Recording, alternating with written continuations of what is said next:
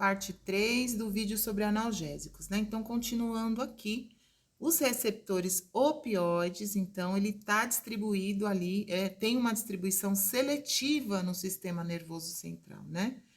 E ele é predominante em sistemas que conduzem e integram as informações dolorosas, além também de áreas pertencentes ao sistema límbico, ou seja, quais são os sistemas límbicos? Aqueles que trabalham a emoção.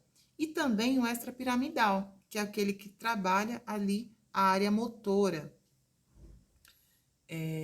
Continuando, então a gente tem lá o mecanismo de ação. Então a gente tem os neurônios pré-sinápticos e entre eles tem a gente chama de fenda sináptica.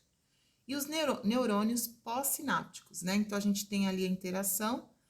E os opioides, eles são depressores do sistema nervoso central. Então, quando a gente tem essa conexão dos neurônios pré-sinápticos com os neurônios pós-sinápticos, ele está tendo essa conexão. Então, o que os opioides vão fazer? Eles vão interromper, né?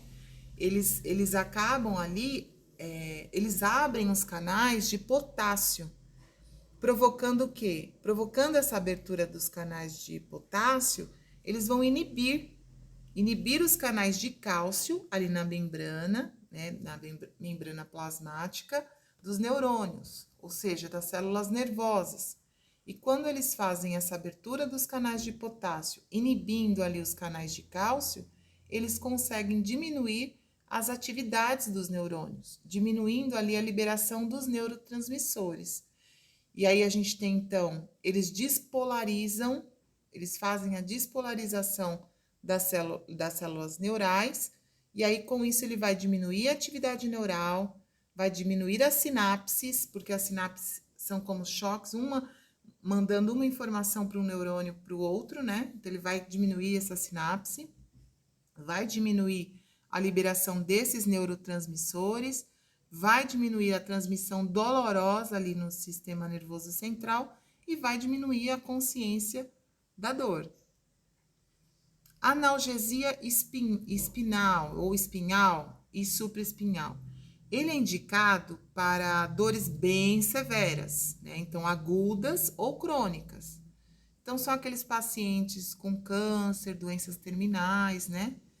E também tem uma neuropáticas, que é a neuralgia do trigêmeo, que dizem que é uma dor muito, muito, muito forte, e ela não tem uma causa adiopática, então é utilizado essa analgesia aí nesses casos, né?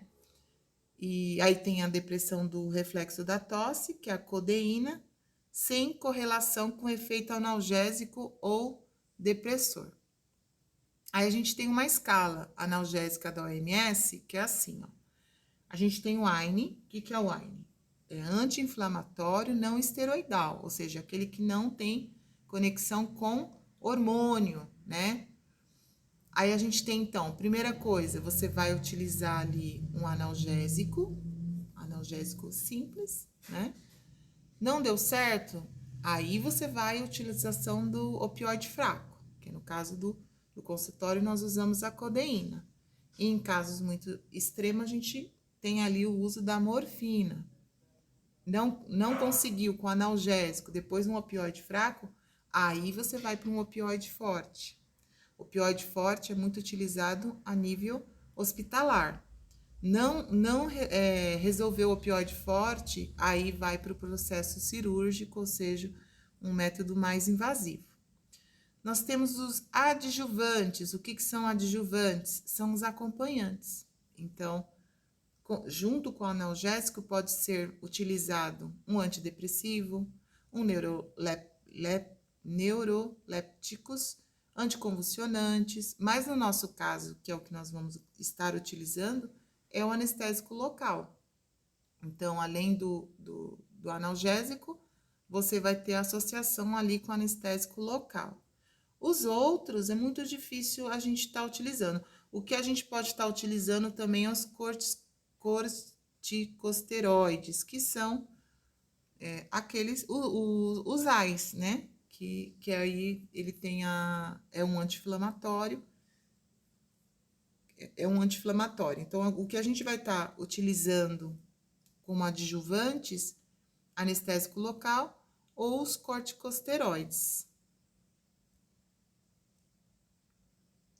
Efeitos indesejáveis. Então, a gente tem aí efeitos indesejáveis, que seria o quê? Diminuição da respiração e também da saturação.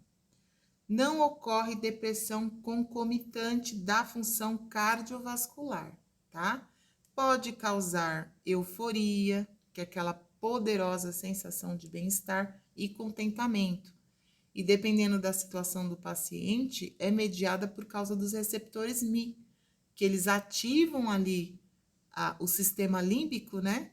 Que é o sistema responsável pela emoção, por isso que pode causar dependência. Ele pode causar também náusea e vômito.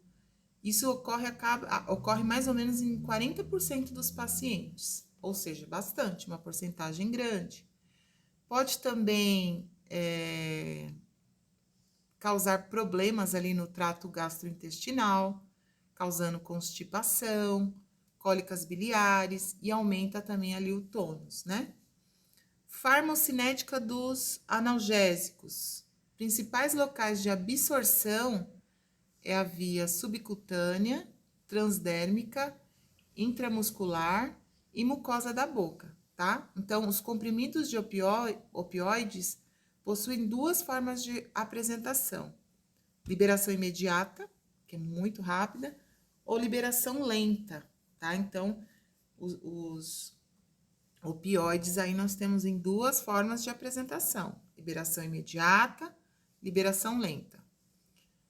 A utilização para grávidas não é indicado. Por quê? Porque os opioides, eles atravessam ali a barreira hematoencefálica do feto, e aí podendo provocar depressão respiratória ali para o feto. Então, não é indicado. Analgésicos não opioides, né? Os não opioides é o que a gente vai utilizar bastante, que é o dipirona e o paracetamol, né? Então, ele tem um controle de dor leve. Então, ele é um mecanismo de ação entre neurônios de segunda e de terceira ordem. Então, aonde que tá esses neurônios de segunda e de terceira ordem? Ali na região talâmica, né? Outro também que pode ser utilizado como analgésico é o OAS, que é os derivados do ácido salicílico, né? Então, a gente tem o AS, o paracetamol e a dipirona. Não se deve associar dois analgésicos não opioides. Então, você nunca vai receitar, toma o paracetamol e a dipirona juntos. Não, não pode, tá? Porque a soma, pode ocorrer o quê? Ele tem um risco de ter uma soma de efeitos indesejáveis sem benefício analgésico nenhum. Então, você nunca pode medicar dois analgésicos não opioides juntos. Eles diminuem os sinais de inflamação, irão diminuir a hipersensibilidade nos nossos receptores, ajudando ali na dor. Lembrando que o AS, né, que é a aspirina, ele tem efeito analgésico, antitérmico e anti-inflamatório. Daqueles que eu tinha falado, do dipirona, do paracetamol, o único que tem ação também anti-inflamatória é o AS. O dipirona e o paracetamol, ele só é analgésico e antitérmico. Já o AS, ele tem essa outra função, que é analgésico, antitérmico e anti-inflamatório.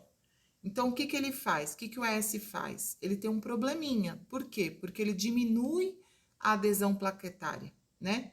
Então, o sangramento, ele pode estar ali aumentando, então pode ocasionar hemorragia.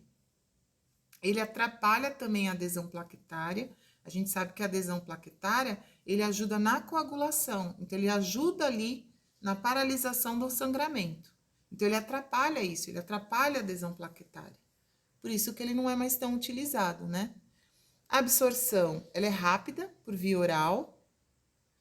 E aí, ele é absorvido pelo estômago, pela porção superior do intestino delgado. A sua biotransformação é hepática, né? Então, ou seja, pelo fígado.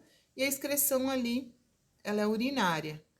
E não deve ser utilizado em gestantes, né? E aí pode ocorrer alguns efeitos indesejáveis, por exemplo, irritação na mucosa e pele, pode causar gastrite, úlcera, e não deve ser utilizado sobre a mucosa oral.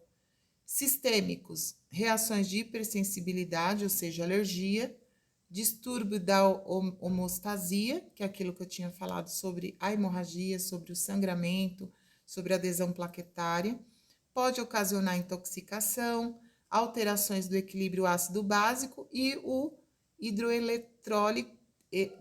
hidroeletrólítico, ou seja, alergia.